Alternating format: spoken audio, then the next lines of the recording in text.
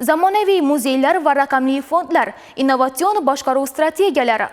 Xiva shahrida ayni shu mavzuda Madaniy meros agentligi tomonidan respublika seminar treningi tashkil etildi. Bu haqda muxbirimiz atroflicha so'z yuritadi.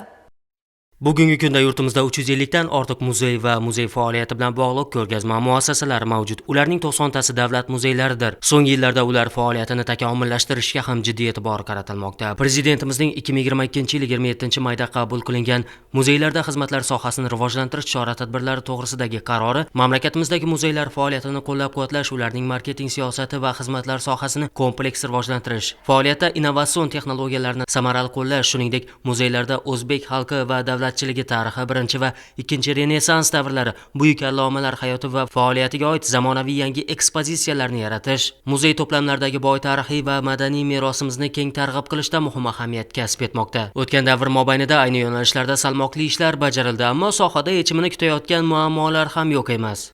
Muzeylarimiz faoliyati bugungi kunda qanday raqobatbardosh bo'la olyapti, qanday kamchiliklarga yo'l qo'yayapti-ku, qaysi jihatlaridan yutuqlari bo'layapti. Mana shu jihatlarni biz ko'rsatib, ochib berishimiz kerak bo'ldi va eng asosiysi muzey xodimlarini malakasini oshirish bugungi kunda eng dolzarb masalalarimizdan biri. Amaliyot bilan bog'lanib tashkil qilinadigan seminar treninglarda muzeychilarimiz ko'proq tajribaga ega bo'ladi. O'zlarini qiziqtirgan, o'zlari duch kelgan muammoni yechimini topa olmagan muzey xodimlari savollar bilan murojaat qilishyapti va savollariga javob olishyapti. Bu shunaqa bir jonli muloqot tarzida tashkil etilgan tadbir. Muzeylar uzoq o'tmishdan so'zlaydi. Ularda butun insoniyat yoki ma'lum bir xalq sivilizatsiyasi, madaniyat, san'at, ilm-fan kabi sohalar taraqqiyoti o'z aksini topadi. Bugun muzeylar nafaqat tarixni saqlovchi maskan, balki ilmiy va madaniy markazga ham aylanmoqda.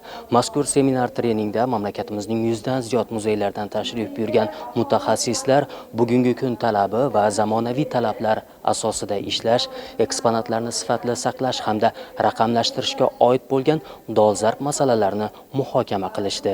Bugungi kundagi muzeyshunoslik faoliyatidagi yangiliklar, yangi tizimlar, yangi innovatsion yondashuvlar va sun'iy intellektni muzeylar faoliyatidagi o'rni qay darajada ekanligini bahslashayapmiz. Men o'ylaymanki, bu yerda ishtirok etayotgan barcha mana shu muzey rahbarlari o'zlarini muzeylari uchun kerakli, o'zlari uchun zarur bo'lgan ma'lumotlarni olishga muvaffaq bo'layaptilar. Xiva shahri ham va u yerdagi mavjud Ichanqal'a, Dishanqal'a, mana Nurullaboy saroyi, Arda majmuasi bularning barchasi bugungi kunda muzeyshunoslik yo'nalishida olib borayotgan ishlarni amalga tatbiqi sifatida misol bo'la oladi.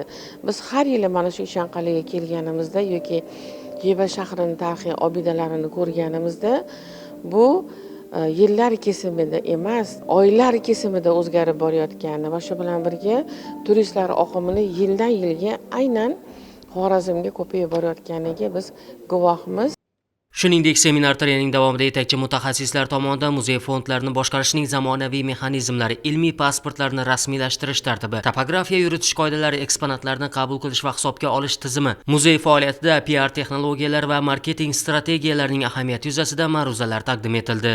Muzeylar turizm sohasini ajralmas qismi hisoblanib, Xiva shahriga tashrif buyuruvchi ko'pchilik sayyohlar aynan madaniy turizm, ya'ni muzeylarni tomosha qilish uchun kelishadi. Ichanqal'a davlat muzey qo'riqxonasidagi ko'plab noyob muzey asholari, shuningdek muzey qo'riqxona hududida joylashgan madaniy meros obyektlari nazar axborot dasturi orqali jonlantirilib, uni internet platformalariga joylashtirilgan. Shu bilan birgalikda tashrif buyuruvchilar muzeyni o'zida eksponat haqida ushbu ilova yordamida qo'shimcha ma'lumotlar olish, ovozli ma'lumotlar olish, o'ziga kerakli bo'lgan tillarga o'rganib olish imkoniyati yaratilgan. Davlatimiz rahbari tashabbusi bilan Ichanqal'a dunyodagi birinchi immersiv shahar bo'lish ko'zda tutilmoqda. Tashrif buyuruvchilar bu yerda nafaqat tomoshabin, tarix ishtirokchisi bo'lish ham ko'zda tutilgan. Muzeylar sohasidagi bunday yondashuv esa albatta sayyohlar oqimini yanada ko'payish uchun xizmat qiladi.